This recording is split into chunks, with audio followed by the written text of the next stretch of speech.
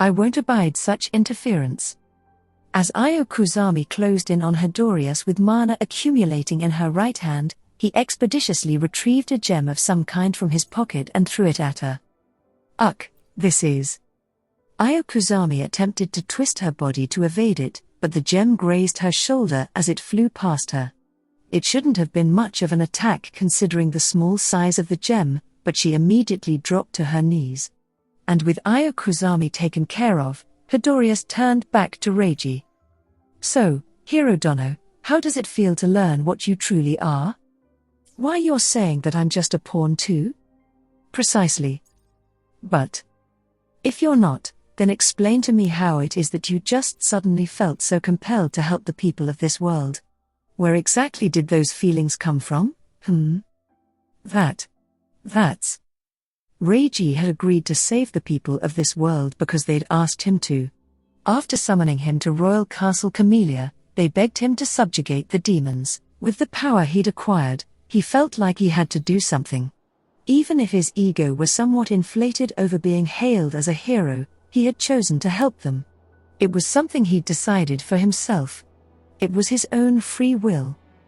I'm helping the people of this world because I want to. It was my decision. Is that not just what you keep telling yourself? You're wrong. I took up a sword to fight of my own volition. I'm not being manipulated. Reiji was roaring at this point, but Hedorius simply shook his head in exasperation. I see Elmide's hero has a much better grasp on reality. What does that mean? The time for questions is over, Hero Dono. It's now time we finish our dance. There, Hedorius took up a fighting stance. However, unlike before, he didn't conjure lightning around his blade. Did he mean to hold back? The unfettered fighting spirit he was radiating didn't indicate so, and he certainly wasn't showing any openings. Then, once more, he thrust his sword into the ground. Now, let us begin. Reiji thought for a moment that Hedorius was falling forward, but he simply leaned over and smoothly pulled his sword from the ground. With it came a rising slash. Reiji saw it coming and knew he stood a good chance of dodging it, but if things went awry, he also knew that slash had the power to cut him to pieces. His hesitation got the better of him and he dashed in a poor attempt to evade. The price was a fine, red streak of blood across his cheek. Ugh! Hedorius spun around like he was dancing, and the moment he finished swinging his sword, he thrust it back into the ground. He then fluidly retrieved it again to attack once more. The speed of his slash was terrifying, and it was all Reiji could do just to catch it with his own sword. How is he able to do this so quickly despite stabbing the ground? Hedorius clearly left himself open every time he stopped to thrust his sword into the ground. But that didn't make any difference to Reiji when he was kept so decisively on the defensive. He couldn't attack even if he wanted to, and even if he tried, he could already picture Hedorius gracefully turning to the side like he knew exactly what was coming. He'd then take the opportunity to counterattack, putting Reiji in more danger than if he'd done nothing at all. And it seemed there was nothing for Reiji to gain by staying on the defensive and waiting for his chance, either. Hedorius's blade left no room for counterattacks. He would step forward with confidence as if stepping into a ballroom, and thrust his sword in front of him in furious, fluid attacks. But he was a perfect gentleman in combat. He danced beautifully on his own, but if Reiji extended his sword as if asking for a dance, the Duke would happily comply. Their blades would tango, but Hedorius would always come out on top as the better dancer. How? Reiji unwittingly let his doubt escape his lips, and Hedorius replied with a smile. It's nothing mysterious, really.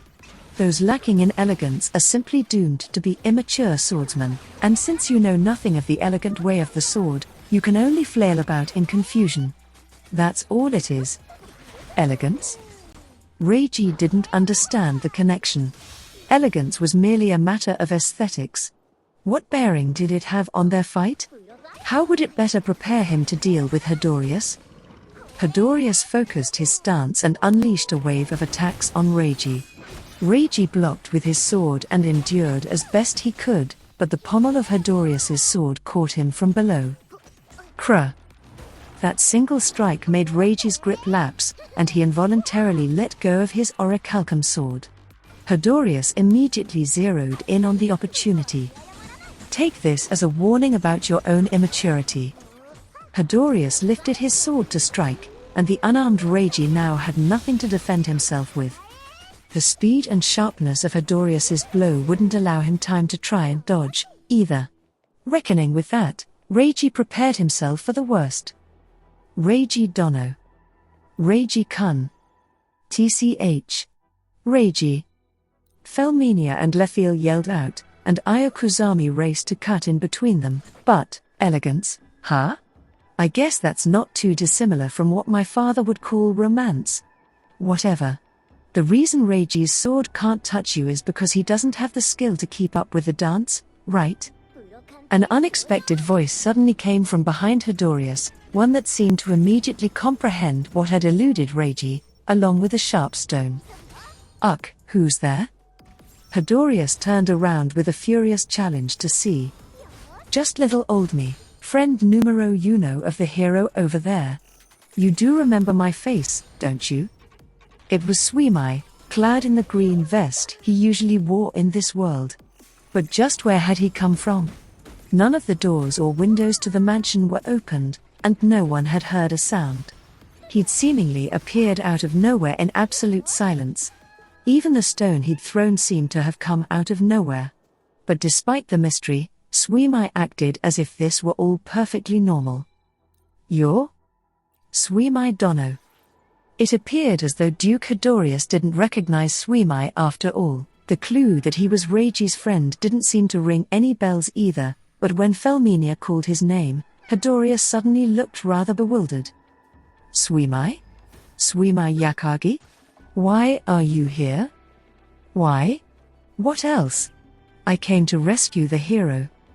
Hearing those words, a deep wrinkle appeared on Hedorius's brow. There was a stark moment of disbelief at the thought that Suimai had infiltrated his estate, but that was to be expected. He hardly knew what Suimai's magicka was capable of. I see. The hero was just a distraction while you snuck into the mansion. Was that it? I must say, I'm honestly surprised you managed to get through all my security. Yeah, well, it wasn't exactly hard. There, Suimai burst into capricious laughter. His insouciant attitude seemed to irritate Hedorius all the more at this interruption. With the mood killed, his confident expression twisted into a scowl. Nevertheless, I won't have you standing in the way of my match with Hero Dono. Kindly step aside, or, don't be so cold. Let me join in on the fun. You're a big shot noble, right? Show me a duke's hospitality, will ya? I have nothing to show rabble like you. Second squad. To the front. Hedorius hurled orders at his private soldiers currently engaged with Felmenia and Lefiel. A portion of them broke away from the fight and approached Suimai. In response to that, Suimai replied with his usual exasperation and an exaggerated shrug of his shoulders. Then started cracking his knuckles. Wow, calling me rabble? That's harsh, man. I think I just might cry. I mean, my bad. Sorry for having such a mediocre face. Suimai, now's not the time to be joking around. Put some. Nah, there's nothing for me to get worked up about here. Even before the soldiers closing in on him, even with Reiji trying to warn him, Suimai simply grinned like he was about to have some fun. It wasn't a joyful smile, but a fearless one. He was sneering at those who dared to challenge him. Reiji had seen that look before and he knew what it meant. These men were about to learn their lesson. A bright flash then flickered behind Suimai like a lightning strike, creating a dazzling ultramarine light in the blink of an eye.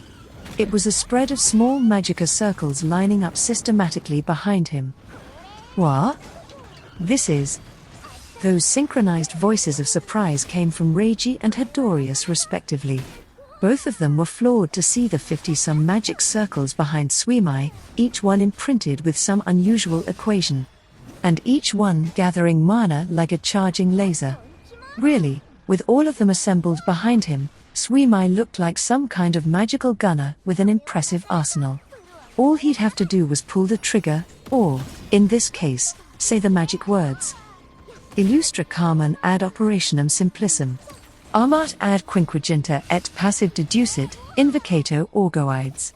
Strategic bombing. Illustrious spell and simplified operation. Arm from 1 to 50 and deploy randomly, invoke orgoides. Strategic bombing. The moment he finished his chant and swung his arm down, Reiji's expectations became reality. The magicka circles concentrated their light and 50 brilliant rays shot out, racing towards the soldiers approaching Suimai. Unlike the clear, soft light of a flashlight or torch, these rays looked like dense pillars or flickering spears.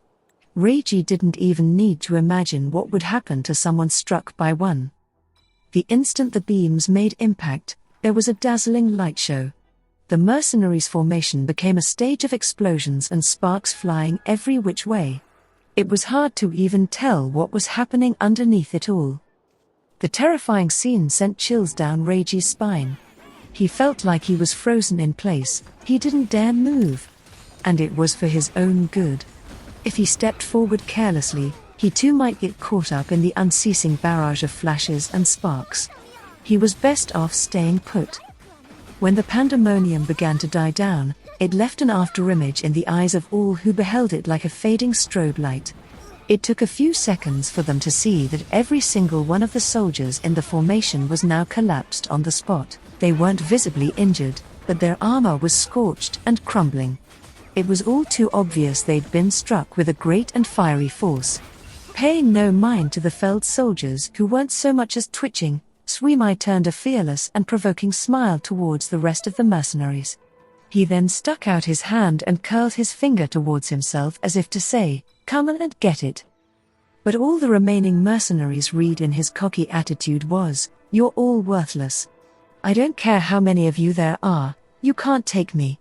Understandably insulted and incensed, they all rushed at him at once.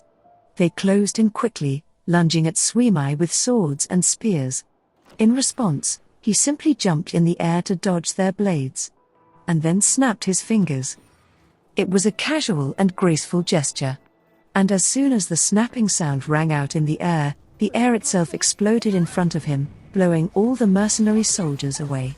Suimai then made a reckless and daring landing right in the middle of their formation. He crouched down and placed his right hand on the stone tiles of the garden and unleashed a tremendous amount of mana all at once. Pure mana had its own power, but when not channeled into magicka, it wasn't a particularly effective attack. Yet when enough of it was released, even the mysteries in the surroundings would run wild, and that was exactly what happened here. Suimai's mana pressurized the atmospheric etheric to its extreme, causing an explosion. Of course, Reiji didn't understand what was happening. All he saw was an explosive burst of flames swallow the soldiers and Suimai alike. Eventually, the fire and smoke vanished, blown away by an unnatural wind. What was revealed in their stead was a magician now conspicuously in a black suit. He swung his arm as if swatting away the lingering embers like flies and let out a bored sigh. This is... Reiji was in awe of the disastrous scene he'd just witnessed, and even more in awe of his best friend who'd caused it. All of it, down to the last detail, was beyond his imagination. He was floored when he saw Felminia use magicka, but this surpassed even that by leaps and bounds. When Reiji first heard of magicians, when he heard the stories from Felminia and Lefiel, he thought he understood the extent of the power they were talking about. Suimai used techniques that were literally out of this world, and they were what Felminia had used to become stronger, that was all. That was the impression he'd been under. But now that he'd gotten a closer look at the real thing, he realized how utterly wrong he'd been. Reiji and Suimai had had something of an unprecedented heart-to-heart that day at the encampment. Reiji had confessed the strange sense of surrealism he felt at the death of so many soldiers, and Suimai had understood it perfectly. He said it was because this was a different world, that it would always be harder for things to hit home for Reiji here. He said he knew how Reiji felt because he felt it too, so Reiji had walked away from that conversation feeling like they were at last on the same page. But this stunt that Suimai had just pulled, crushed that feeling flat. How could someone who was this powerful understand what someone like Reiji was feeling? If Suimai was that powerful, how on earth was it that this backwater world felt surreal to him? The world they were from, the world that had produced Suimai, must have been far, far more mystical. Just how dangerous is our world? If Suimai needed this kind of power to get by, it must secretly be a blood-soaked nightmare. That was all Reiji could think when he saw this stupendous display. That, and just where in their ostensibly peaceful world were people like him hiding? Reiji couldn't believe it. And he could hardly believe his eyes. But it was precisely because his friend had been fighting in their own world that he was able to fight like this here. And when that realization fully dawned on him, he couldn't help laughing. You know, Suimai, this is really kind of unfair. Huh? Look who's talking, Mr. I instantly got stupid strong when I was summoned here. You make me look like an idiot for spending 12 years getting to this level, you jerk. Suimai glared daggers perhaps a little sharper than normal at Reiji. It was his pride as a magician showing. Minya, Leffy, you all right over there? I'm just fine, Suimai Dono. Don't mind me. Please give all your support to Reiji Dono. I'm okay over here too. Just holding them back is no problem. Alrighty then. Sorry to ask, but could you push the rest of them all the way over there? They're in the way scuttling around here.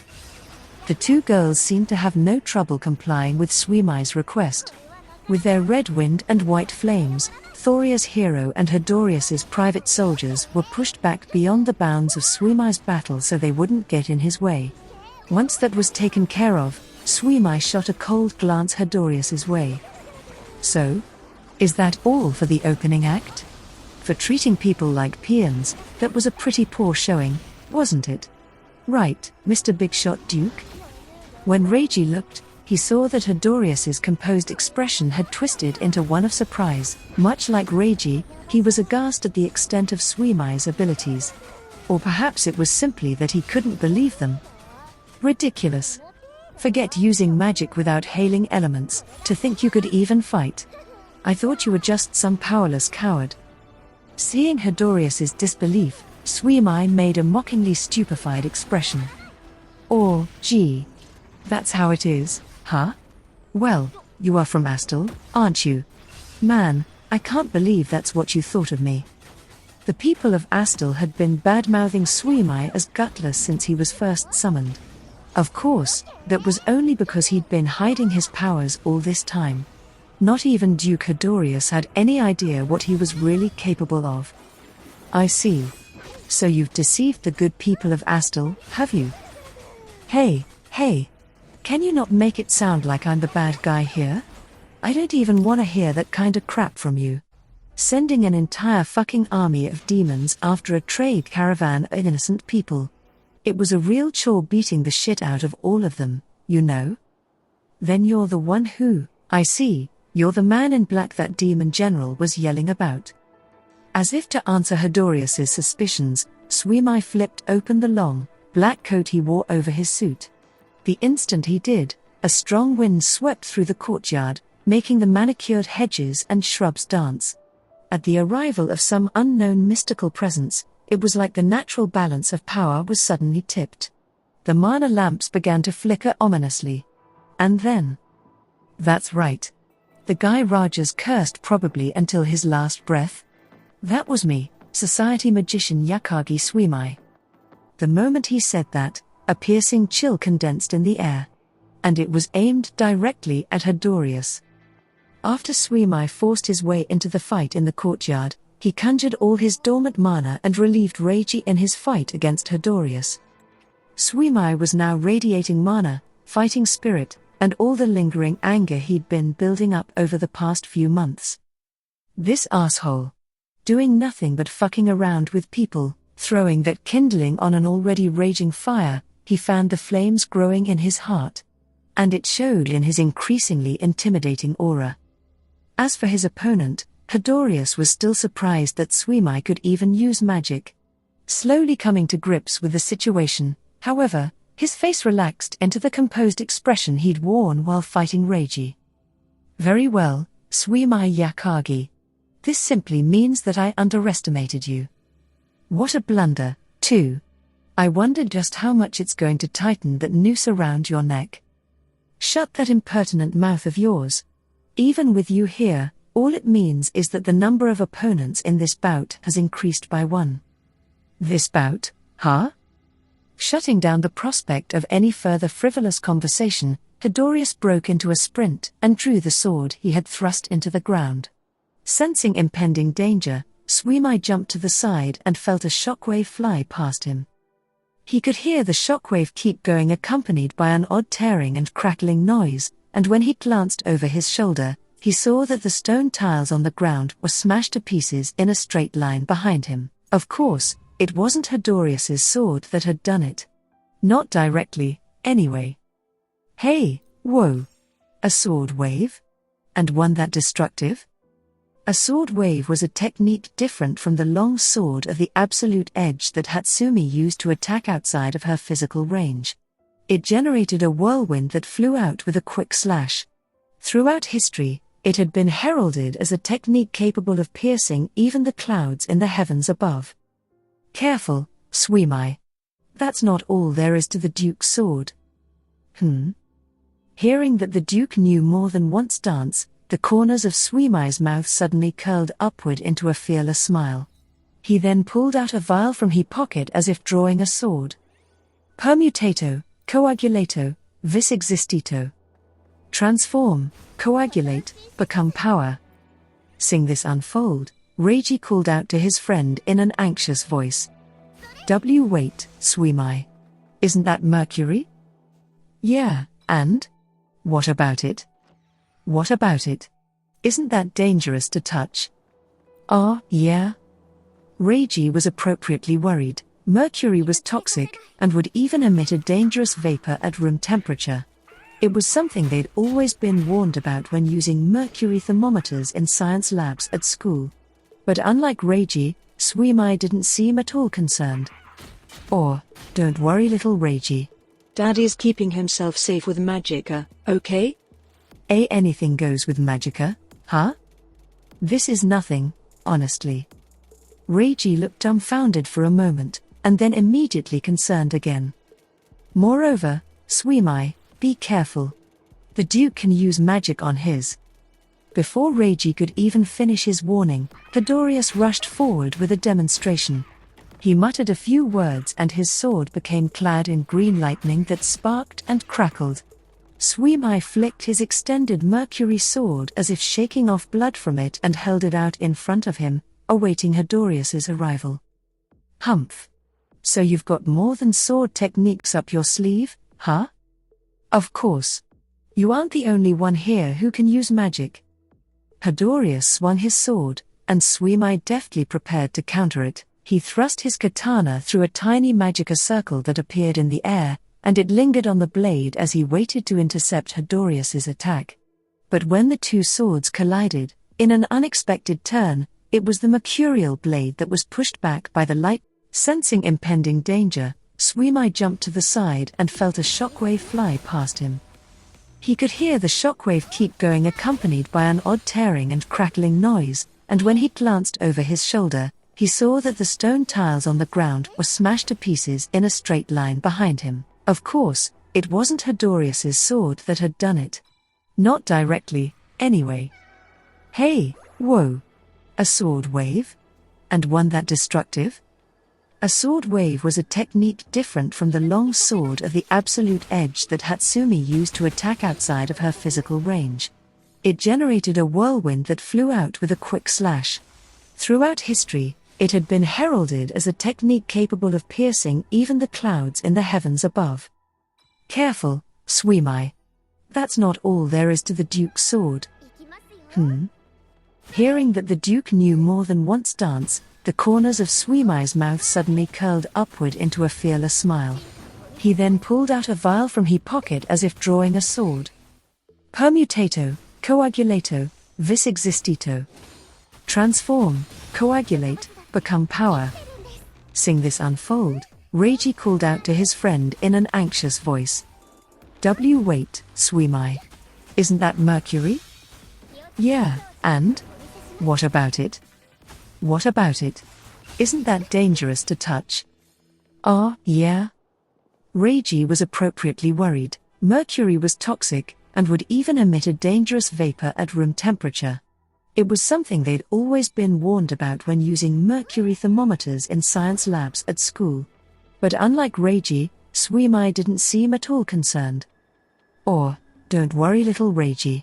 Daddy's keeping himself safe with Magica, okay? Anything goes with Magica, huh? This is nothing, honestly. Reiji looked dumbfounded for a moment, and then immediately concerned again. Moreover, Suimai, be careful. The Duke can use magic on his. Before Reiji could even finish his warning, Hedorius rushed forward with a demonstration.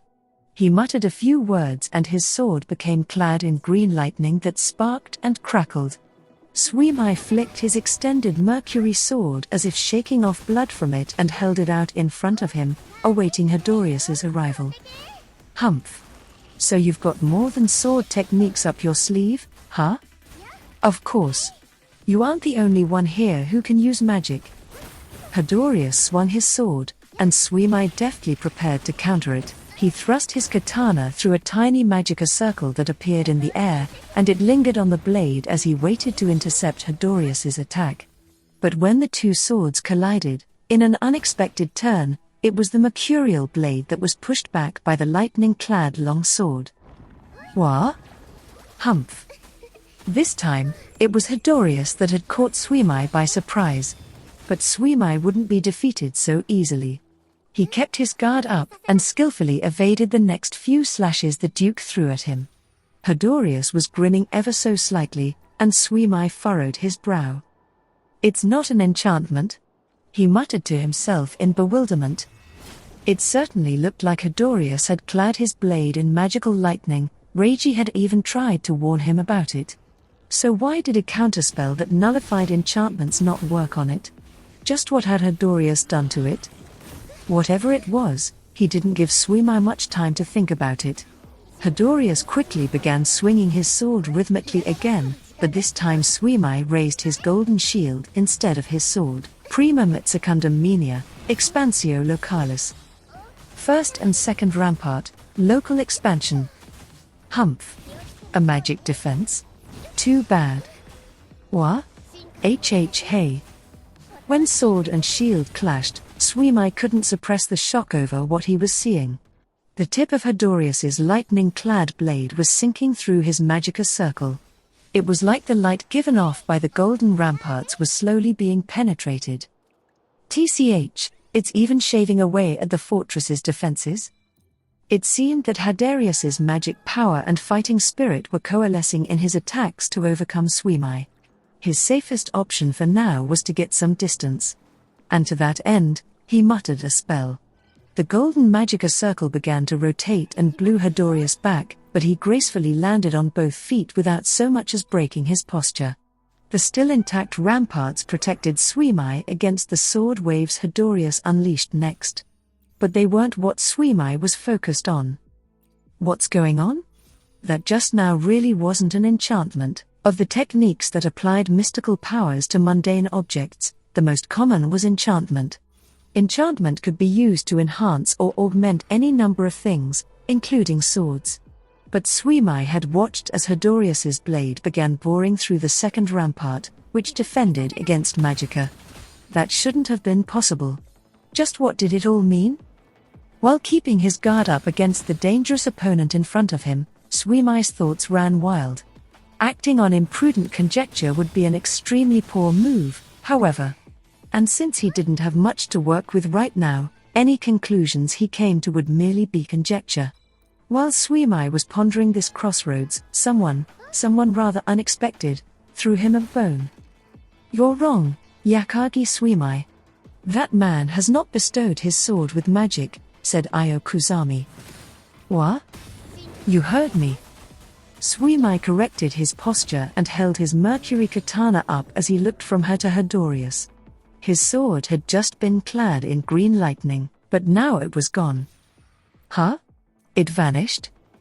If it was an enchantment, it should have been continuous as long as there was sufficient mana to keep it going. But it seemed what Hedorius had done was only a temporary effect. And it seemed Io Kusami knew what it was. The people of your world would say it's something like possession, no? Possession?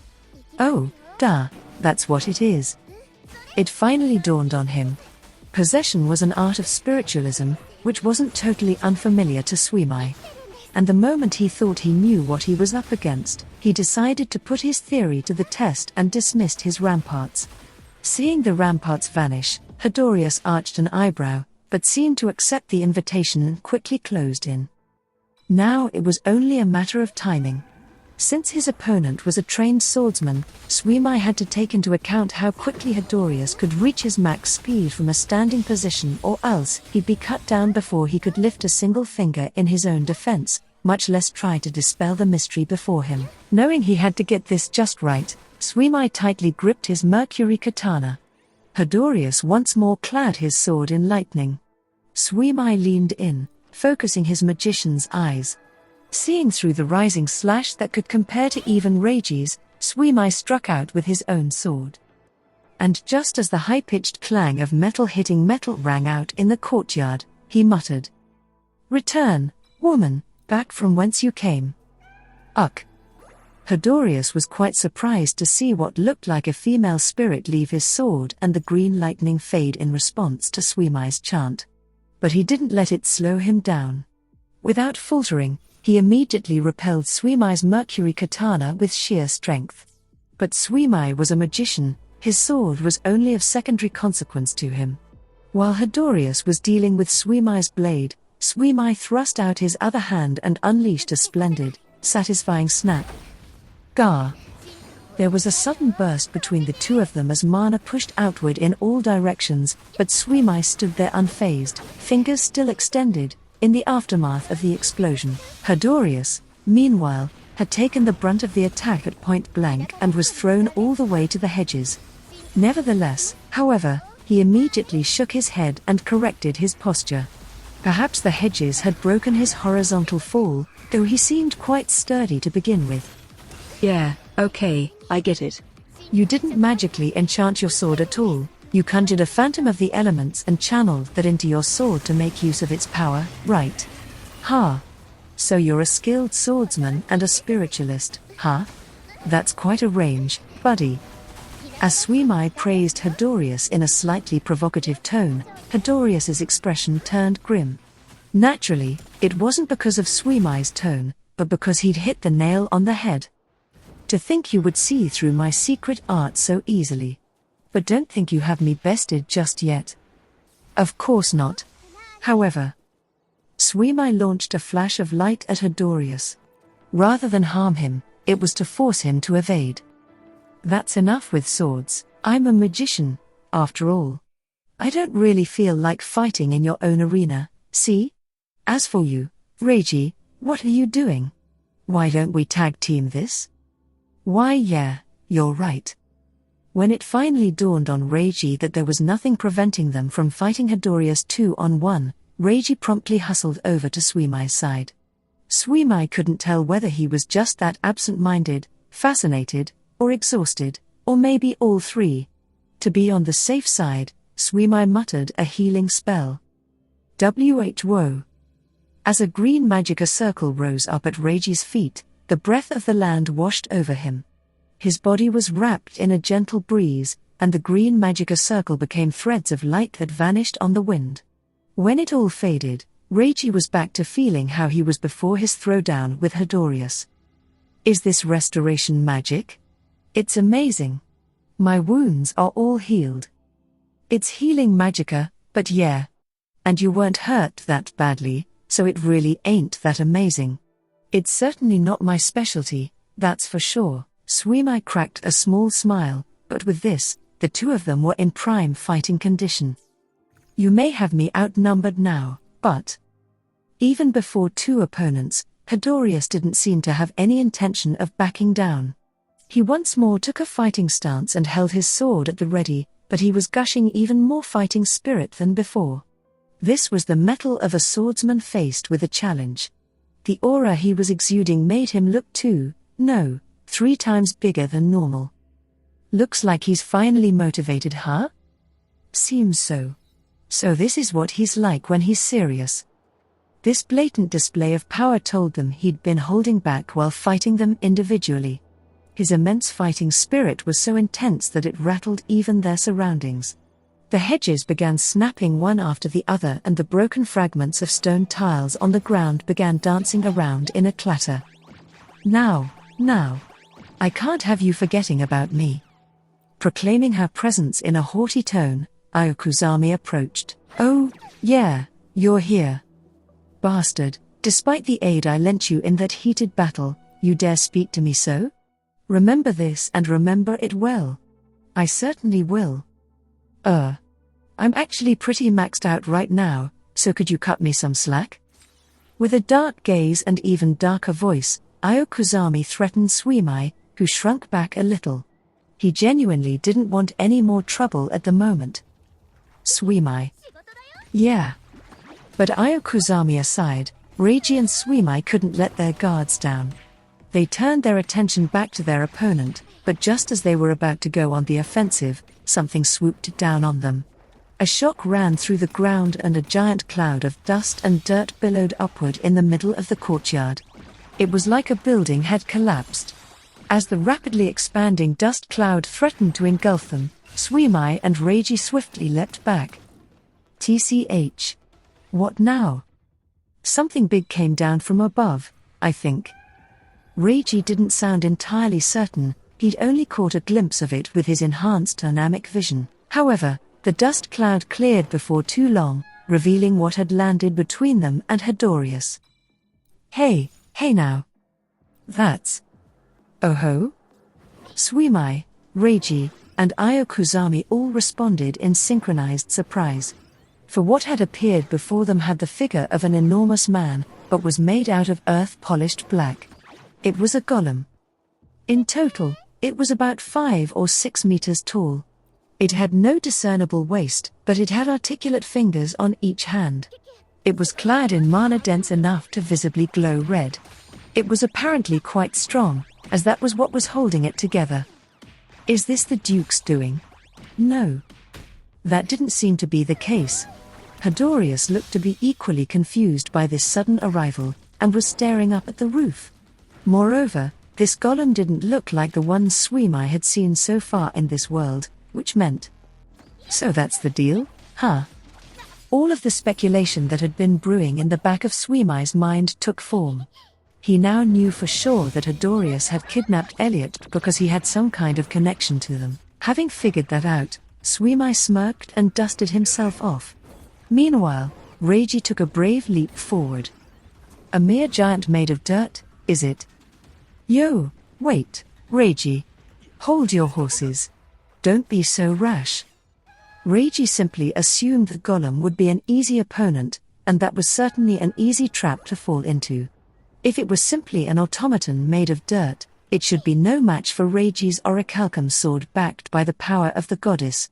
He could probably cleave it right in two, if it were a golem of this world, anyway. But Suimai's warning came a second too late to stop Reiji's assault on the giant. He struck it with all his might, but the blow didn't make a sound. In fact, Reiji didn't feel like he'd hit anything at all. There's no... Uck. As if swatting away a pesky mosquito, the golem indifferently swung its arm. Reiji leapt to the side to evade. Having missed its mark, the golem's arm smashed into the ground with a fearsome shock that rattled the pit of everyone's stomach like the low rumble of distant thunder. It spat a cloud of dust, dirt, and pebbles into the air in its wake. Reiji then took decisive action without showing any fear.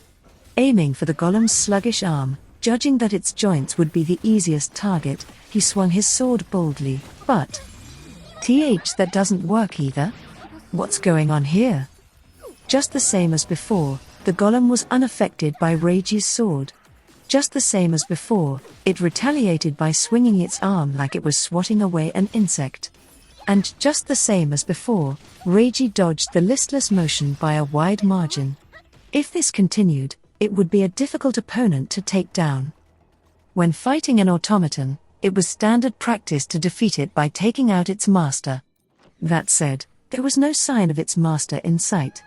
It didn't seem to be Hedorius, so going after him wouldn't help. Moreover, if they tried to, the golem would likely cover for him. It seemed to be his ally. That being the case, Suimai determined that their first priority should be knocking out this golem that was much tougher than it appeared to be. He went to take action, but when he did, Io Kusami stepped in front of him, her arms fearlessly folded and her red muffler blowing in the wind. "It's about time that I take my turn, huh?"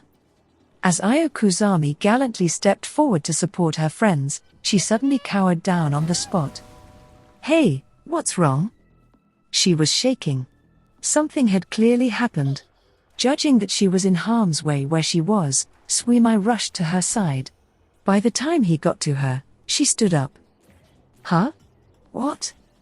Sounding a lot like a baffled Mizuki, she began looking around in bewilderment. Seeing this, Reiji called out to her as he continued dodging the golem. "Io Kusami-san? What? Reiji-kun, how could you? You know you're not ever supposed to call me that, even as a joke. You do know that, right? Huh? Could it be Mizuki? Is that you, Mizuki? What are you talking about? Of course it's me. More importantly, where are we? Weren't we in a cave in the Alliance?" It seemed a new Mizuki had at last made her return, and she'd chosen quite the stage for it, but just what had happened to Io Kusami? Reiji was plumb flummoxed, Mizuki was completely bewildered, and Suimai was absolutely dumbfounded. "Mizuki, what the hell kinda timing is this? Wait a second, is this revenge for what I said just now? Your personality is too damn evil, you mysterious spirit." Suimai started yelling, but his words never reached Io Kusami, who had seemingly vanished. Mizuki, however, heard him loud and clear. "Hey, what's up with you two all of a sudden? Why are you talking about me like that? Wait, why the heck is Suimai-kun even here? In a suit, no less. Actually, the suit with the long coat is pretty cool." As expected, Suimai's black suit tickled Mizuki's Chayuni heart. She beheld him with a fond gaze before something rather large caught her attention. That something, of course, was none other than the golem. Wh? There was a moment of confounded disbelief. Her mind was unable to process the enormous thing in front of her, and she stiffened temporarily before growing excited again. "Huh? Tch, this is a golem. What's going on? Seriously, what? What is this? Suimai-kun, explain." "I will, but later. For now just shut up and be quiet. Also, get out of the way and fall back. I'd like to, but... damn it." Mizuki was still somewhat frozen up and still rather disoriented. She hardly knew which way to turn. Suimai let out an irritated groan, but used his magicka to gently pick her up and pull her towards him before taking her in his arms. "Wow, you're pretty strong, Suimai-kun, huh? Shut your mouth. You're gonna bite your tongue." Suimai then suddenly jumped back a great distance and prepared to use his magicka. "Reiji, step aside." After shouting a warning to Reiji, who was still engaging the golem, Suimai began the chant for one of his strongest spells. "O Flamme, Legitto. Pro Benefici Doloris Clamor. Parato Colluptation et Estuato. Deferto Impedimentum Fatum Atrox. Fiamma est Lego. Vis Wizard. Hex Agon Estua Sorsum. Impedimentum Mors. O flames, assemble, like the cry of the magician's resentment. Give form to death's agony and burst into flames. Bestow the one who obstructs me with a dreadful destiny." With the last verse of Suimai's chant, Reiji took a great leap backward. Fiery magicka circles were already appearing around the golem. They grew brighter in the blink of an eye, and all of a sudden Hedorius's courtyard was lit up like it was mid-afternoon. Itac con lustu. O Ashurbanipalus fulgidus lapillus. So shine. O Ashurbanipal's dazzling gem. Swimai then activated his keywords, and the cursed flames flooded the golem. They shot out of their magicka circles like flamethrowers, and the golem was instantly set alight. The golem was so tall that the flames that reached its shoulders looked like they threatened to catch even the night sky on fire. It took several moments for them to die down, but when they did, the golem was still standing as if nothing happened. Ashurbanipal's flames were largely meant to be used against living beings, but, fuck. It didn't work at all? Are you telling me that thing's the real deal? Nobody ever said anything about this kinda crap being here, damn it. WHWH what? That's amazing. Swimai Kun just used magic.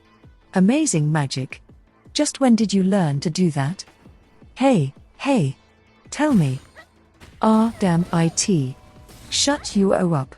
I'm super busy right now, so seriously just keep quiet, okay? But, you know? I don't know.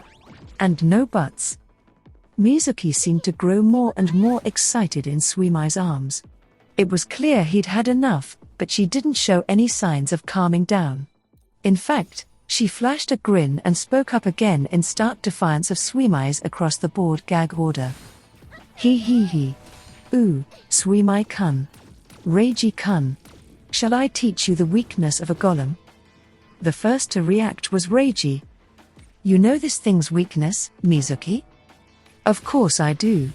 A golem's weak point is the most basic of basic magical knowledge, you know? TSK.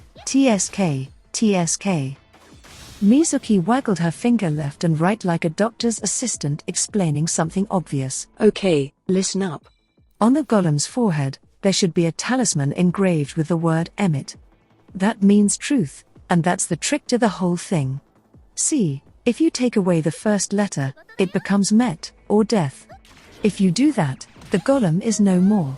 You can see its forehead, right? The talisman's right there. Mizuki thrust her finger out so enthusiastically that Swimai felt like it should be accompanied by some cheesy sound effect. But she was right, there was definitely something affixed to the golem's forehead with characters carved into it. Reiji noticed it too. I see. Then if we can skillfully cut that talisman. Nope, it's useless. Look carefully. Huh? When Swimai flatly denied what Mizuki had just suggested, Reiji was rightly confused. Mizuki seemed to be as well as she stared at the golem's forehead. But, huh? It's different from what Mizuki said? The letters are. That's right. The power word is ... This sucker wasn't created to have anything to do with the truth, what? But golems are supposed to. How do I say this? It seems you're under all kinds of misunderstandings. What you're thinking of is Emmet written with English characters. And in Hebrew, it's true that if you change dash to comma the original power word loses its, power. But do you really think anyone would use such an easily hackable password for their golem? The manufacture of golems and the spells to move them were considered secret arts. To freely make use of either technique required incredible skill. But the old Emmet trick was so outdated that even Mizuki knew about it. That being said, the gist of the idea was still valid, there was still a trick to the way they worked. But makers of golems and other automatons would use all manner of schemes to keep them from being easily overridden. A standalone golem didn't have the flexibility of one puppeted by a caster. They could mostly only perform pre-programmed actions and were thus fairly unreliable against magicians. As such, they were usually given general orders to attack or defend. And in this case, this particular one. So what does this one say, Swimai Kun? Just as I said before, it's ... There's a line there that you don't see in English that connects the words God and dead, so it's more like God is dead. It never was named after the truth, so even if you reduced it to just the death part, it wouldn't do anything. At least for the time being, It seemed that what Suimai was saying was getting across to Mizuki. That said, she was none too pleased about Suimai showing her up in the obscure knowledge department and folded her arms in displeasure. Wait a second, is that even a thing? Unfair. That's totally unfair. Shut up. Don't make a fuss over every little thing. Besides, there's no such thing as fair and unfair when it comes to magicka. There, Reiji spoke up with a serious expression. Then, Suimai. We can't defeat that thing using the method Mizuki suggested, right? What should we? Forget that for now. It's coming right at us. When Suimai looked in the direction Mizuki was suddenly pointing, though it was relatively slow, he saw the golem was closing in on them at a steady pace. Reiji once more charged in to engage it, but there was still no effect when he struck it with his sword. Shit, whipping out such a bothersome piece of crap. And God is dead? What's with that? Nietzsche? Gimme a break. Is this supposed to be the Übermensch? Suimai ran through his thoughts in a grumbling fashion, and he continued to let his gears turn as he watched Reiji tangle with the golem. Last time it was Ars Combinatoria, and this time it's a golem mimicking the Übermensch? What the crap? What's going on here? None of this clicks together. The caster who created the golem was likely the Mirage Man who'd appeared in the Alliance. Suimai had had a guess as to his identity, but this seemed to throw a wrench in the gears. Yet even so, if he used Ars Combinatoria which was descended from Ars Magna Raymondi, then there should really only be one possibility. No, I get it. If it's influenced by Nietzsche, then it has to be relatively modern. Is that why it's incorporating that? While Suimai continued mumbling to himself, Mizuki was starting to grow worried about their prospects in this situation. Suimai-kun, Suimai-kun. What about, backing up Reiji-kun or something? Nah, that wouldn't help. Yo, Reiji. Get away from that thing for a bit. Suimai shouted loudly at Reiji, who was also racking his brains about how to cope with the golem. He quickly complied and fell back, however, when he heard Suimai's voice. Since the attacks from his glowing orichalcum sword weren't working, he must have also understood that there was no point in continuing this way. Suimai also fell back, carrying both himself and Mizuki to some cover. Before long, Reiji came jumping over to join them. Crouching down as low as they could, they put their heads together in a secret huddle. What a thing for Duke Hedorius to bring out. No, it wasn't him. Its master is probably somewhere else. That'll be the guy who did it. So someone else is involved? Yeah, as we thought, that asshole is connected to those stupid universal apostles. On top of that, the spell used to create that trash heap isn't from this world.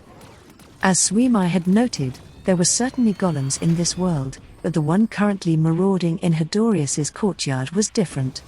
The Hebrew on its forehead was proof enough. When it had first appeared, Suimai had also caught wind of a strange mana presence, one unlike the people of this world. It was likely that man was watching the fight between Reiji and Hedorius from somewhere nearby, and had sent the golem out when it looked like Hedorius was at a disadvantage. Suimai, Mizuki was right when she said that thing was a golem, right? Yup. Of course I was. I mean, look at it. It totally looks like a golem. It couldn't be anything but a golem. Mizuki both proudly and defiantly folded her arms.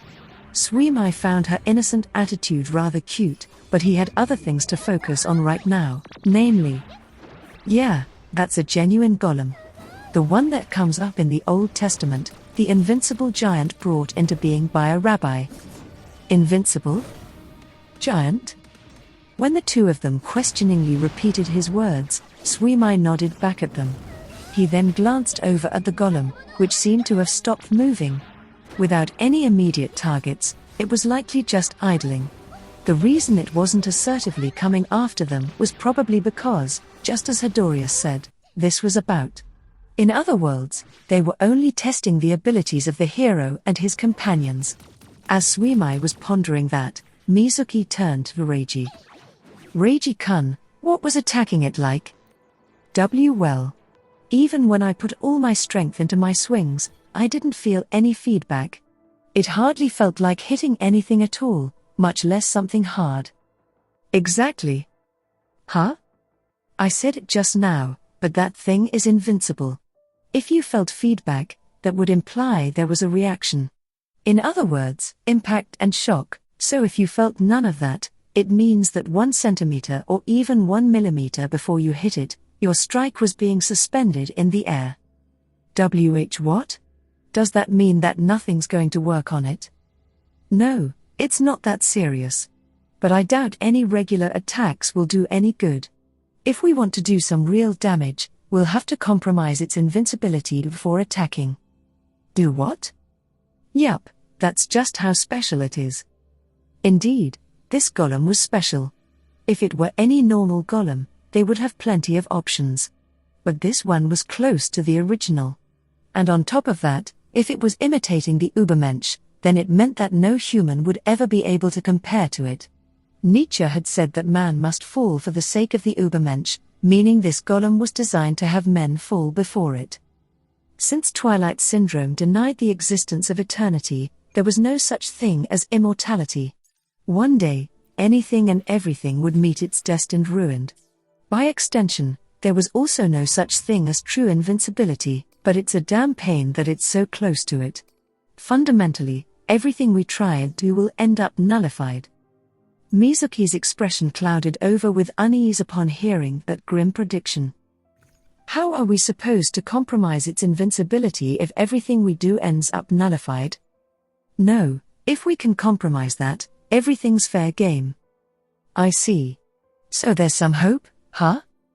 Even if it was only a little, Mizuki looked relieved. Reiji then turned his gaze on Suimai too.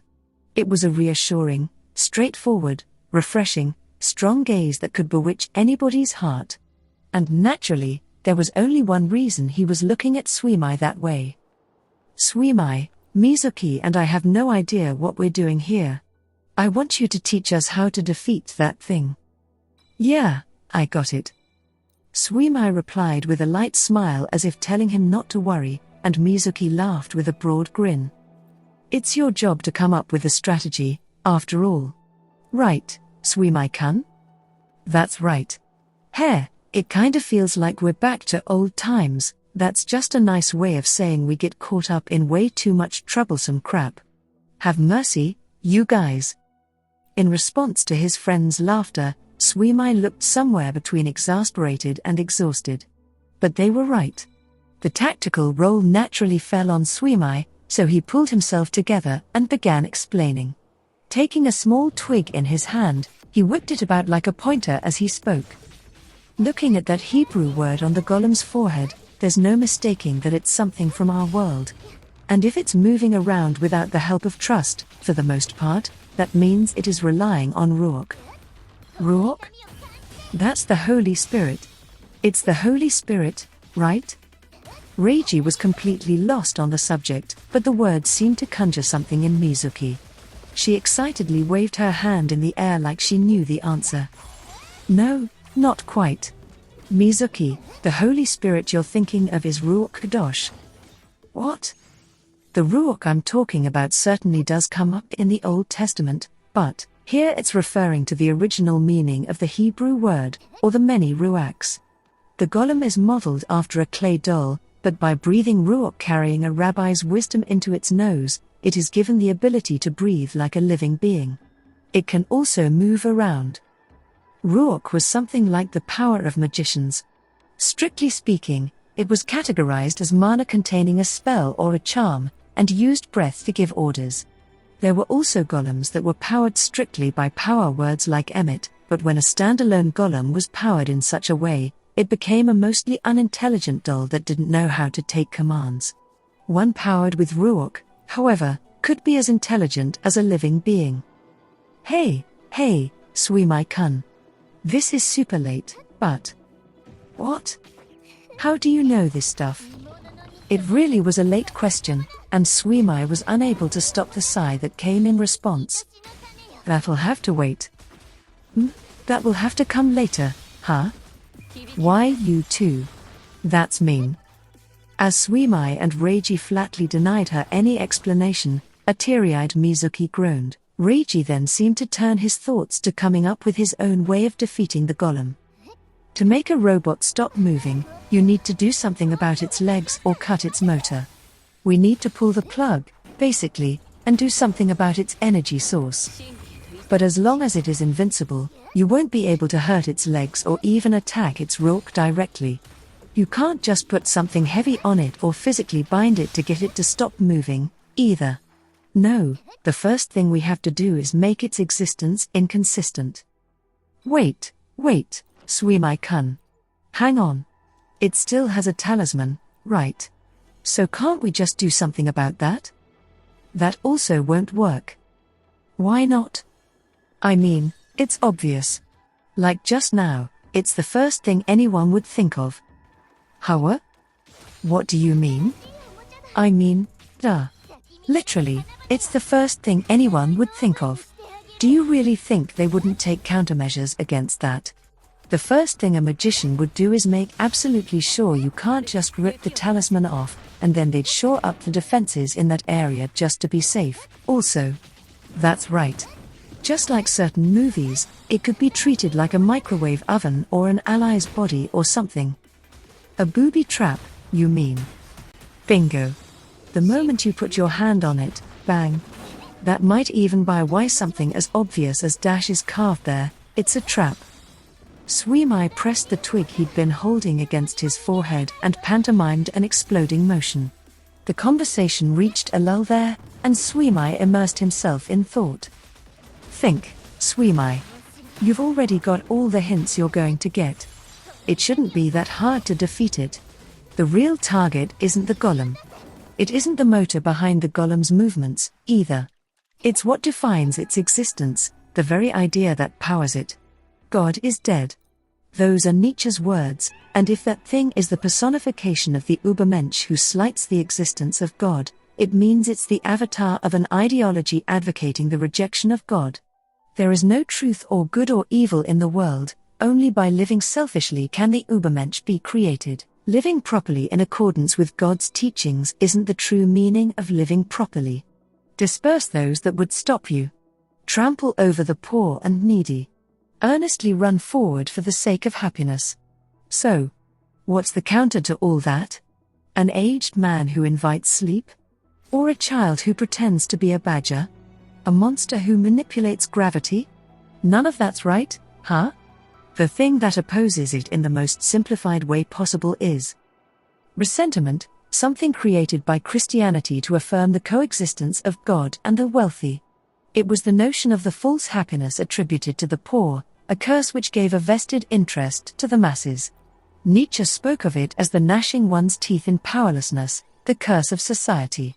People would torment themselves over inequality until the day they died. It was an unbelievably deep form of resentment. That was what threatened Nietzsche the most. That was the answer, but it felt weak. As long as the concept of resentment did not exist in this world, Suimai wouldn't be able to bring it about easily, and it wouldn't be accompanied by much power. That said, there was a good analogue. Yes, the pent-up resentment and envy of this world that the fanatically corrupt used. Liliana, I'll be borrowing your magic. In short, it was dark magic.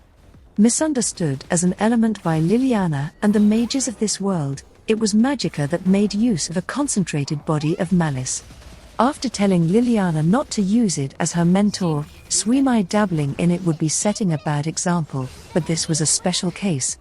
After Suimai had been muttering to himself, his friends grew concerned over his sudden silence. Suimai? Yeah, I've got my thoughts in order. Reiji, I'll prepare the spell to compromise the golem's invincibility. You go on out and make sure you can line up a clean strike. I want you to move around and keep it busy. You got that? Using the twig as a pointer again, Suimai thrust it towards Reiji with a snap. And Reiji nodded back at him. If it's just moving around, then I'm fine. It's pretty slow and easy to read. Good, for the time being, I'll start firing off some magicka to make them think we're desperate. Things are probably gonna get a little chaotic. Wait a second. What kind of plan is that? You said you'd prepare a spell, but you haven't actually told Reiji-kun what he's supposed to do? Do I have to? If the spell works, it won't be invincible anymore. Yeah. And if it doesn't work, we'll just think of another way. Even so. Mizuki still seemed reluctant, and Suimai spoke up as if he knew what she was thinking. You know, Mizuki, what am I gonna accomplish, exactly, by telling Reiji what to do? Do you want me to give him a play-by-play on how to slice and dice his opponent? That might be difficult. I was kinda just hoping you would let me freestyle it. Okay, fine. You boys are always like this. Mizuki let out an astonished and defeated sigh after hearing their little exchange, but seemed reassured. Really, this was nothing to be astonished about. Whenever they ran into trouble back home, this was basically the lax strategy they'd adopt, and as far as Suimai was concerned, they'd spent enough time on tactics. He poked his head out from cover and peeked at Hadorius. As I suspected, it seems the Duke doesn't intend on moving. That guy said that he was testing me, so I don't think he has any intention of really harming us. Since the golem has arrived as a new measuring instrument, I bet he won't make a move until it's defeated. Hearing that, Suimai snapped the twig he was holding in two. All right, let's defeat it lickety-split and slug him in the face. Twice. Okay, sounds good. Strategy meeting adjourned. Then I'm off. Suimai, I'll be counting on you for that spell. If it doesn't work, you owe me one. Oh, leave it to me. Hearing Suimai's confident reply, Reiji jumped out of cover and charged at the golem, all according to plan. Watching him go, Suimai shot a flash spell at it too, but didn't give any word of warning to Reiji. And Reiji never looked back. There was no need, they trusted in each other completely. After everything they'd been through together, they were battle brothers. If it's Suimai, even if he's a cynical jerk, once he makes a decision, he'll follow with everything he's got. So if he's the one supporting me, I know he has my back. If it's Reiji, once he puts his trust in someone, that's absolute. He'd never doubt or falter, and that's why he won't look back. He'll simply keep trusting in me and pushing forward. It would be the bond they shared that gave them the upper hand here. Reiji was leading the golem around by the nose, and Suimai was slowing it down with magicka. Hadorius, on the other hand, wasn't doing anything at all. The Mirage Man was likely around somewhere, but didn't seem to be doing anything either. Was it because they genuinely thought Suimai and his friends were desperate? As the golem grew slower and slower, it seemed like things were starting to turn in their favor. And with the absolute trust between Suimai and Reiji, there wasn't a single opening to be had in their teamwork. They acted in perfect coordination, like they'd planned the whole thing as they worked together towards the same goal. There would be no stopping them as long as they shared that connection. The golem, one of the ultimate arts of the Kabbalah. At first it was an artificial human created by a rabbi. It's a being that faithfully obeys its creator's orders, the result of the endless desires of man. And to fulfill your master's desires, you were made to appear as perfection. No, to test our power and knowledge, you manifest the thoughts of Nietzsche. Unprompted, Suimai began deciphering the existence of this golem. It was like he was reinforcing his own ideas, strengthening the foundation for the phenomenon to come. God is dead.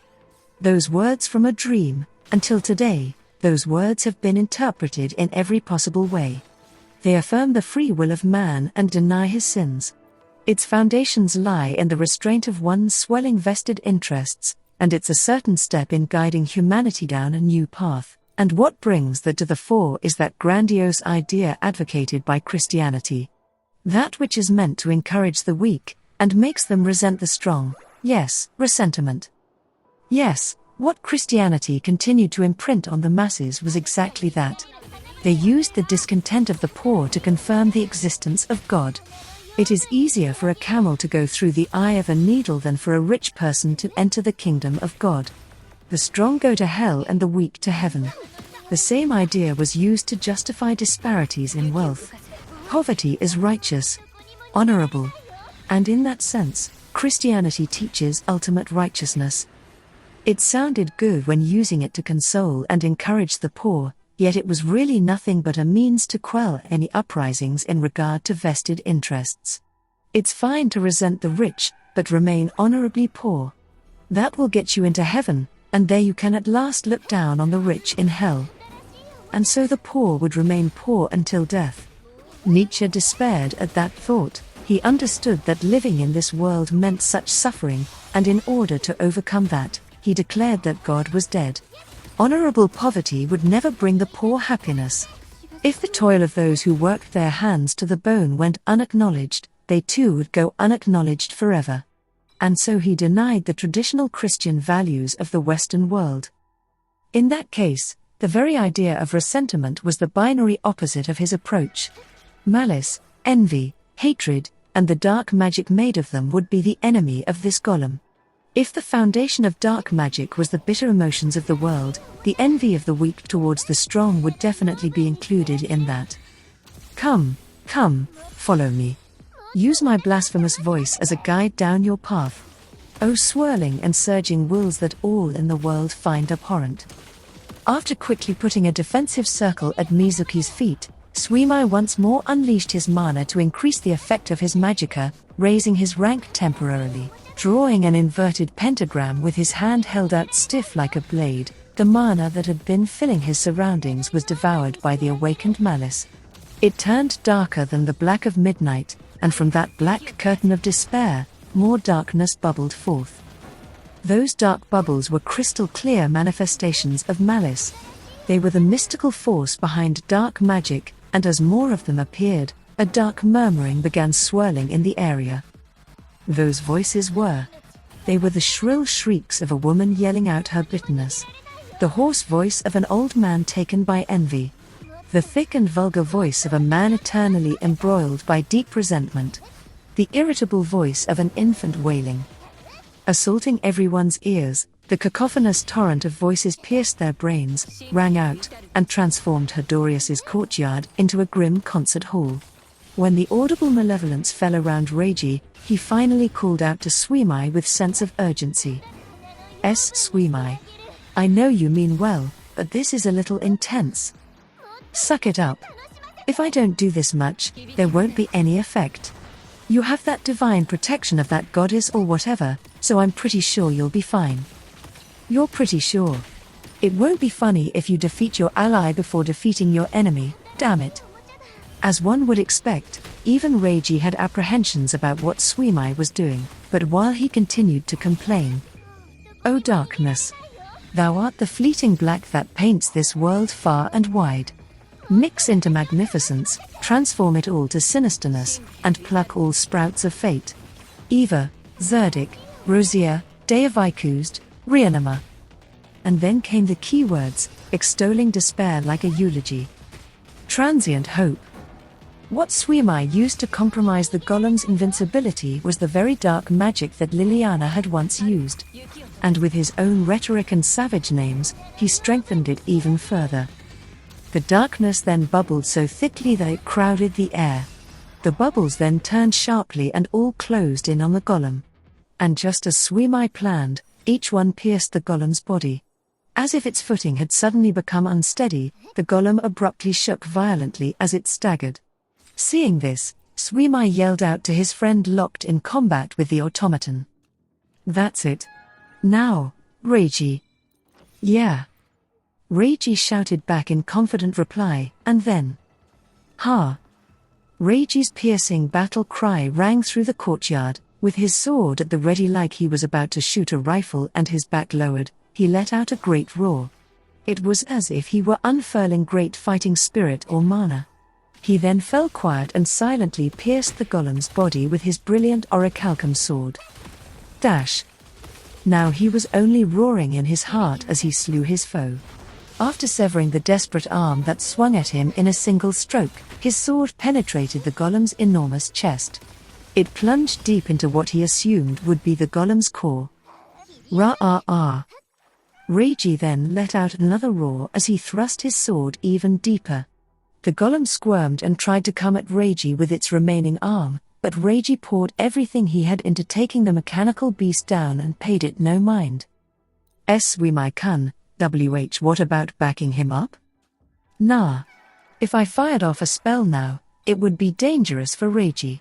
Besides, the only one who could finish that thing off is Reiji. Only Reiji-kun? That's right. The ones who deny Nietzsche are consequently the idols of God. In the end, Nietzsche's focus was held captive by God, after all. And since Reiji is divinely blessed, he's kind of the embodiment of that. Indeed, Reiji bore the divine blessing of the goddess All-Shuna. He wielded a fraction of her power, which was a direct challenge to the idea that divinity was dead. Even in this world, the fortune and misfortune of the people was determined by a higher power. God or goddess, it didn't really make a difference. Reiji. Drive it in. Drive it in and slam your mana into it. As if replying to Suimai's cry, Reiji focused all his mana into his sword and used it as an intermediary to drive it into the golem. Under the tremendous pressure, his shining orichalcum blade snapped where it was stabbed into the golem. Arg, my sword. Reiji. In the middle of the shower of sparks like a lightning shower, Suimai used his magicka to tear Reiji away. The golem then regained its balance and stood up again. Uck, it's no good. Just one more push. We're just one push short. Making it so damn tenacious. Wait here a second, I'll make a sword. Pulling the vial of quicksilver from his suit pocket once more, Suimai was just about to conjure his mercurial katana again, when... No. Reiji? Without reflecting on the danger, Reiji stepped forth. Just what was he trying to do? Did he find that one push they needed to win? Or was this just the foolhardiness of a desperate hero? The answer soon came out of Reiji's own mouth. Give me power. Sacrament, answer my desires once more. As Reiji clenched the sacrament tight in his hand, his body was swallowed by the blue light coming from the lapis judaicus. Victory was certainly within grasp. The plan Suimai had worked out was perfect. He'd given them an opportunity to take out the earthen giant. All that was left was to take the final step and do it. But Reiji hadn't been able to finish the job. The giant was still moving. In short, he alone didn't have the power to do it. There was only that one step left, but he fell one step short, and so he prayed.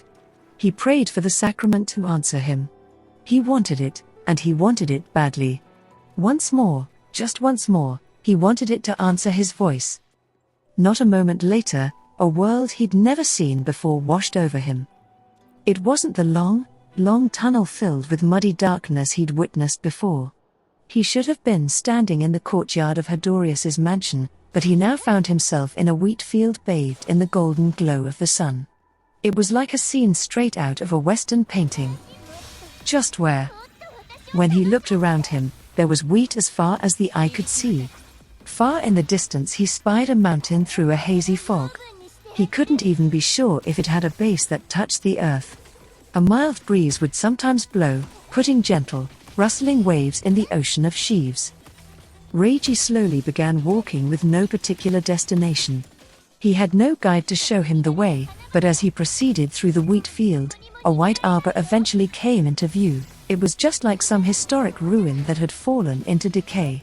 He got closer to take a look and saw a pure white pillar that had collapsed. There was also a white canopy made of stone, as well as a single table and a few chairs left behind. Just what is this? Bewilderment seized him and he stood there stock still in the midst of it all. He raised a hand and touched one of the pillars, and a sensation like the shock of a weak electric current ran through him. The pure white pillars appeared to be made of stone, but contrary to his expectations, they weren't stone at all. They were metal. The moment he touched one, he understood. For he recognized the sensation. It was the same thing he felt when he gripped the sacrament. Then, all of this white stuff. The entire arbor was made of the same material as the sacrament's blade. It bore a resemblance to white porcelain, but it was decidedly metallic. Reiji stared at it all in wonder, and his eyes fell upon the collapsed pillar. Oh my, to think a visitor would come here. No, in this case, I suppose I may be the visitor myself. Reiji suddenly heard a youthful voice from somewhere very nearby. He turned around to see a Scandinavian-looking man with a single scar running straight across his brow leaning back in one of the chairs. How long had he been there? Reiji certainly hadn't seen anyone when he'd first arrived. It was like the man had appeared out of nowhere, but it was also like he'd been sitting there forever. His arms and legs were all stretched out like he was simply relaxing. The man with the scar had short, blonde hair and blue eyes. He wore select pieces of armor over a white military uniform and held a spear in one hand. His figure was impressive and imposing. His left ear was long like an elf's but split in three like a while his right ear looked perfectly human. It suddenly set upon Reiji. He abruptly understood that this man wasn't human. He had a humanoid figure, certainly, but his very presence was different, larger. The man seemed to find Reiji's bewilderment interesting, however, and looked at him from several angles. Reiji simply stood there, perplexed by his gaze, but the man seemed to come to some kind of realization. His eyes suddenly went wide and he clapped his hands together. "Oh ho! You're a human youngster, huh? To think someone as earnest and straightforward as you would be chosen. It's seriously the end of the world. Well, I suppose that was already in motion eons ago." The man with the scar seemed to find some oblique joke of his own making quite funny and began chuckling to himself. Reiji was still rather confounded, and couldn't help asking. Who are you?" "Me? I'm the owner of that thing you have." "Well, if you're here, I suppose I should say former owner, but I'm sure you get the point." "That thing?" "Yes, that thing you're holding in your hand right there." When Reiji looked down to where the man was pointing with his finger, he saw he did indeed have something firmly gripped in his hand. He was unconsciously holding onto it with all his strength. Reiji then looked up at the man, who nodded in response. He then looked down again and slowly uncurled his hand. "The sacrament." "That's right. The crystal sword Ishar cluster." It was the mystical weapon that had saved him when he fought against Ilzal and again against Grelagiris, the sacrament. It was a weapon he obtained in the strange world he'd been summoned to, and one Swimai had warned him was incredibly dangerous. It was currently in its ornamental form, just like it had been stored in the self-governed state for ages. This man claimed to be its former owner. But that was a bit hard to swallow. "I heard that the former owner of this artifact had passed." "Yes, that's right." "Is it? Then if you're here right now, just what are you?" "I wonder. But, as you said, there's no mistaking that I died. I remember it well. The vestiges of it are all in here." The man tapped on his forehead with his index finger as he mustered a humble laugh. Reiji was a little perplexed at this man's open-hearted frankness, but in a complete 180, he suddenly looked very serious. "Now, whether I'm dead or alive has nothing to do with you. More importantly, come in." Sure." The man gestured Reiji over to a chair, which he sat down in awkwardly. Coming into contact with the metal, as expected, he felt that small charge of current run through his body. The man then unrestrainedly plunked down in the chair across from him. "Let's see. Back in my time, this kind of thing didn't happen, so it's quite interesting to me. I suppose even in this form, I can still experience all kinds of things, huh? You may be witnessing something quite rare, you know?" The man laughed heartily with a know-it-all gleam in his eye, but Reiji then moved straight to the point. Where is this?" "Here? I wonder. I don't really know myself. It could be the dead center of the astral line, or it could be inside the sacrament's blade, or it could be the twilight awaiting everyone at the very end of all things. I never got to find out. However, without a doubt, this is where those who are chosen by the source inevitably arrive. You and I are both here. That's all it means." The source. Thinking back on it, Swimai had said something quite similar when they talked about the sacrament. He said the sacrament was where all consumed energy in the world arrived, that it would be the key to saving the world from heat death. What? Could you be a commoner? Fie. What's with that? A brat who isn't even fully grown and knows nothing at all got a hold of that? And was chosen? It's seriously the end of the world. Take a look over there. Reiji had no idea what the man was going on about and simply waited patiently for an explanation. The man then let out a grand sigh and pointed behind him. Following his finger with his gaze, Reiji spied a black monolith. Is that a gravestone? Don't call it that. Call it an inscription, an inscription. It should be a record of the guys who are still alive. Rising from his chair, Reiji went to take a closer look. He saw the word lapis written in blue letters, as well as many other words written in all manner of languages. They seemed to fall into two categories, ones that were glowing and ones that weren't. One glowing set of words captured Reiji's attention in particular. This is my name. Indeed, Shana Reiji's name was engraved on the black monolith in brilliant blue letters. That's what you guys would call an acceptance, and a contract is now in place. Acceptance? Contract. That's right. With this, when you up and die, you'll happily be going over there to get swallowed by the whirlpool of blue light. That, or you'll be sent to the Well of Twilight with those other guys. Reiji again had no idea what the man was going on about. He could intuit that it was extremely important, but deciphering it and finding any further meaning in it right now was completely beyond him. Hey, this is totally unrelated, but is the Kingdom of Zelvana still around? It was a name Reiji recalled hearing before. Yes. If I remember right, they're still in the middle of a war. So it's still around, huh? Then it'll probably be fine. As long as the knights are still kicking, things'll work out somehow. The man then chuckled to himself again. So, just what did you come here for, boy? No, that's a stupid question. You all come here for the same thing. Power to rebel. That's what you're looking for too, isn't it? Power? He was right on the mark. Reiji had prayed to the sacrament so that he could take down the foe he faced, and that was how he'd ended up here. That was it exactly, which seemed to indicate that the man before him now was none other than the answer to his prayers. I'd like you to teach me how to use this. I can't seem to do it freely. Use it, huh? And freely? How ambiguous. Do you want to master it? Do you want techniques from it? Or maybe you simply want the signature spell behind a Shah Cluster's sword? You have to be more specific than that. I see.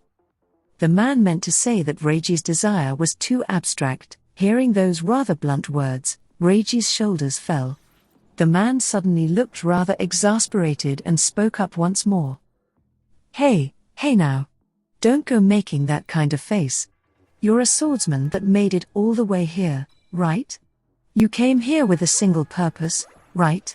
Besides, it's not like you've reached a dead end in getting stronger, right? To overcome the menace that threatens me. I want power no matter what. It doesn't matter what it is, I just need the power to fight.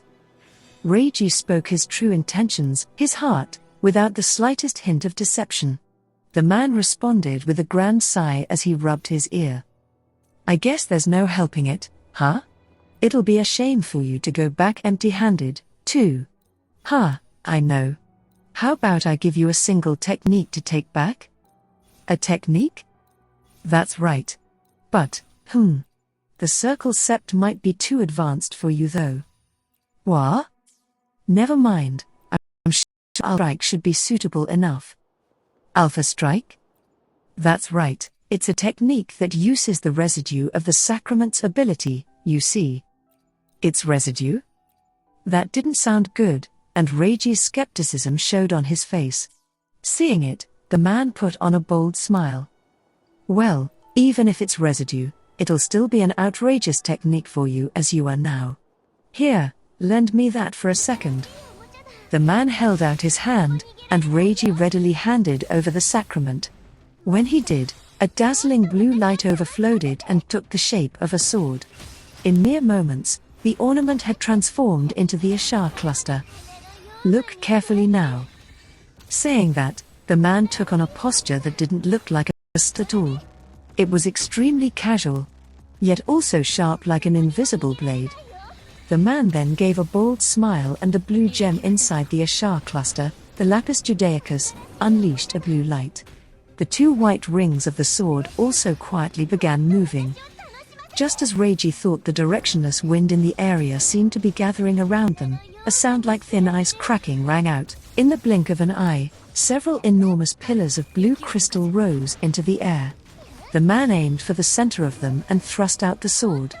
And then, accompanied by a pale lightning, crystals began gathering at the tip of the blade and formed an enormous crystalline structure with the sword at its center. With a thunderous roar that felt like it would shatter his eardrums along with the hands he was using to shield them, shifting over his attention to the enormous blue pillars of crystal, they were now smashed up and dancing around in the air like diamond dust. Crystallized Las Shiara. It encases your enemies in crystal and then violently smashes them to pieces. Well, it's a simple technique that doesn't require much figuring out.